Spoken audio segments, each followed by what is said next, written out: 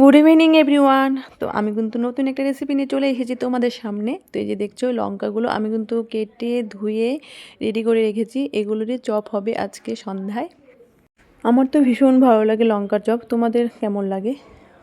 আর এই যে গোলাটা করেছি মানে রেডি করেছি, এখানে দিয়েছি বেসন, চালের গুঁড়ো, সুজি, কালো জিরে, লঙ্কার গুঁড়ো, হলুদ, লবণ তো দিয়ে আমি রেডি করে নিয়েছি একদম। যেহেতু আমার মেয়ে থাকে না, তো মেয়ে তো খুব পছন্দ করে এগুলো, আর আমরা বাড়িতে খেয়ে থাকি, তখন মেয়ের কথা মনে পড়ে। তো ভাবলাম যে আজকে ওই বললো মা লঙ্কাগুলো নাও আর আমাকে চপ বানিয়ে দাও। আর বাড়িতে তো প্রায়ই হয়, আমার হাজব্যান্ড খুব পছন্দ করে, প্রায় দিনই হয়, তখন ওর কথা মনে পড়ে। তো ভাবলাম আজকে ওখানে যখন এসেছি বালুঘাটে তখন ওকে বানিয়ে খাইয়ে দিই। আর ঠান্ডার দিনে বেশ ভালোই লাগে সন্ধ্যের সময় চপ খেতে, ওরকম এখন খাওয়া হয় না, খুব কমই হয়।